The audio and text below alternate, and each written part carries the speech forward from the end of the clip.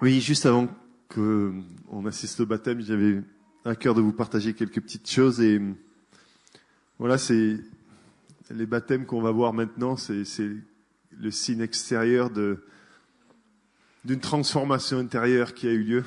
Vous avez pu écouter ces témoignages. Ces baptêmes sont aussi une marque visible d'une rencontre avec un Dieu invisible. Ce qui me touche, c'est que Dieu ne nous appelle pas à rentrer dans une organisation, à rentrer dans une dénomination, à faire un truc humain, non. Il nous amène à lui. Et quand il nous amène à lui, il nous fait découvrir que y a d'autres personnes dans sa famille. Et c'est tout naturellement qu'on a envie de se joindre à la famille de Dieu, mais Dieu nous attire à lui. C'est une rencontre vers lui, à lui.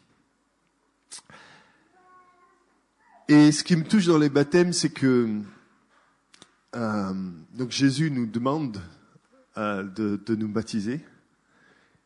Et il aurait pu nous demander quelque chose de compliqué, un truc de nous sacrifier, de faire, de monter l'Everest, je sais pas, de faire toutes sortes de nous flageller.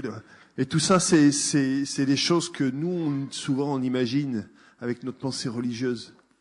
Qu'on a besoin de faire des choses, de nous sacrifier pour pouvoir nous approcher, pour nous rendre un peu honorables, un peu dignes de sa présence. Mais c'est pas du tout comme ça que ça fonctionne. C'est gratuit. Le salut est gratuit. Et ce baptême, et le baptême montre bien que c'est quelque chose d'accessible, de gratuit, comme est le salut. Et vous savez que, en général, tout ce qui est gratuit, c'est que quelqu'un d'autre a payé le prix. Et c'est le cas pour le salut. Et quel prix? Jésus a payé le prix fort. Il a payé le prix à la croix.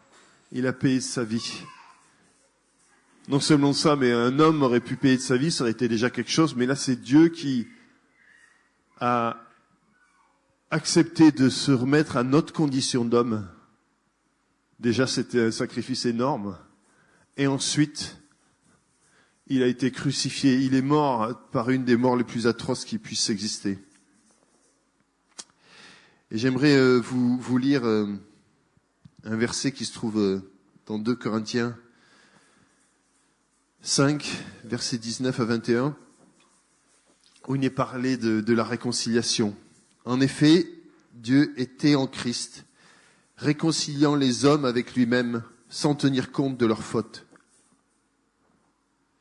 Et il a fait de nous des dispositaires, de ceux qui gardent le message, des dispositaires du message de la réconciliation. Nous faisons donc fonction d'ambassadeurs au nom de Christ, comme si Dieu adressait par nous cette invitation à tout homme. Au nom de Christ, nous vous en supplions, soyez réconciliés avec Dieu. Celui qui était innocent de tout péché, Dieu l'a condamné comme un pécheur à notre place, pour que, dans l'union avec Christ, nous recevions la justice que Dieu accorde. Dieu a envoyé son Fils afin qu'il meure à notre place. Ça nous dépasse, mais c'était le seul moyen pour que la justice de Dieu soit satisfaite, en même temps que l'amour de Dieu pour nous qui désirent nous avoir dans sa présence. Alors ce matin, je vous encourage, je vous exhorte à vous réconcilier avec Dieu. Vous avez entendu tous ces témoignages qui sont d'une diversité incroyable. Ce qu'il y a d'extraordinaire avec Dieu, c'est que peu importe notre histoire, il est la réponse. Et souvent, on voit des situations et on se dit « Waouh, Seigneur, tu vas faire quoi avec cette situation ?» Mais Dieu, il a une réponse. Et je voulais te dire ce matin, quelles que soient tes ténèbres, quelle que soit la noirceur de tes ténèbres, elles ne font pas peur à Dieu. Et sa lumière est plus forte que ces ténèbres-là. Et tu peux venir Tu peux t'approcher de lui avec confiance. Et certes, en t'approchant de lui, il va falloir que tu te repentes parce que sa sainteté nous oblige à reconnaître nos torts. Mais Dieu ne veut pas nous écraser. La repentance en Dieu, c'est pas quelque chose qui vient nous aplatir et nous détruire. Au contraire, il vient nous libérer. C'est comme si vous entendez des fois ces histoires de criminels qui ont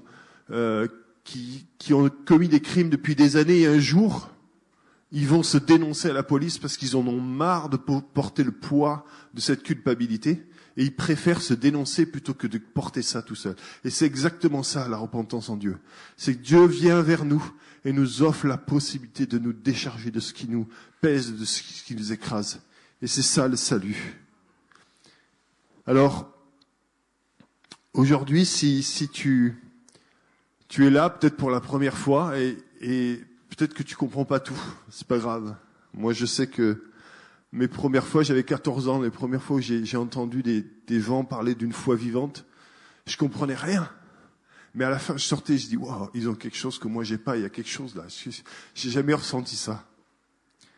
Et ça arrive souvent, les gens, quand ils viennent ici ou dans ce genre de rencontres, qui n'ont jamais vécu auparavant ce genre de choses, ressentent quelque chose, ressentent une présence, ressentent une émotion, des fois certains pleurent.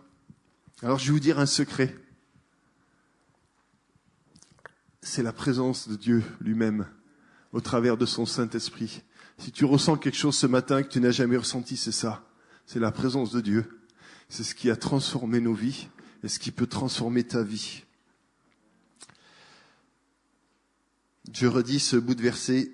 Celui qui était innocent de tout péché, Dieu l'a condamné comme un pécheur à notre place, pour que dans l'union avec Christ, nous recevions la justice de Dieu que Dieu nous accorde. Alors comment recevoir cette justice? J'ai cette image c'est comme un ami qui viendrait vous voir, qui habite de l'autre côté de la planète.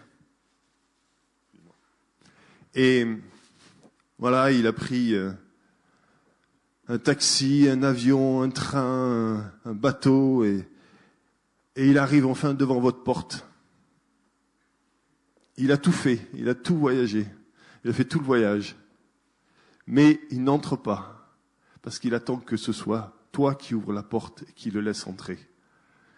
Et Dieu, dans son amour, a tout payé, mais il ne nous force pas, il ne nous viole pas. Il respecte notre volonté. Et il est devant notre porte. Et il dit, est-ce que tu acceptes que je rentre dans ta vie? Alors je vous propose ce matin une prière. Si tu peux l'afficher. Je vais la lire, puis après je vais la prier. Et je vous encourage à la prier si vous avez envie de la prier intérieurement. Et puis voilà. Puis après, si vous avez fait cette prière, je vous encouragerai à la fin du culte de venir nous voir et on pourra parler et prier avec vous. Mais voilà, je vais la lire. Jésus, je reconnais que j'ai vécu sans toi. Aujourd'hui, je viens devant toi, tel que je suis. Je te demande pardon pour mes fautes et j'accepte ton pardon qui t'a coûté la croix. En retour, Jésus, je te donne ma vie. Merci parce qu'à partir de ce jour, je peux m'approcher de toi. Dès maintenant, je veux vivre avec toi. Allez, je vais prier. Et voilà, simplement. Et le salut, c'est si simple que ça. C'est d'accepter. Et peu importe les mots, là j'ai mis quelques mots qui me sont venus, tu peux le remettre. Mais ça commence par ça. Et après, c'est l'aventure, c'est Dieu qui décide ce qu'il fait de nos vies. Alors je vais prier. Jésus, je reconnais que j'ai vécu sans toi. Aujourd'hui, je viens devant toi tel que je suis. Je te demande pardon pour mes fautes. Et j'accepte ton pardon qui t'a coûté la croix. En retour, Jésus, je te donne ma vie.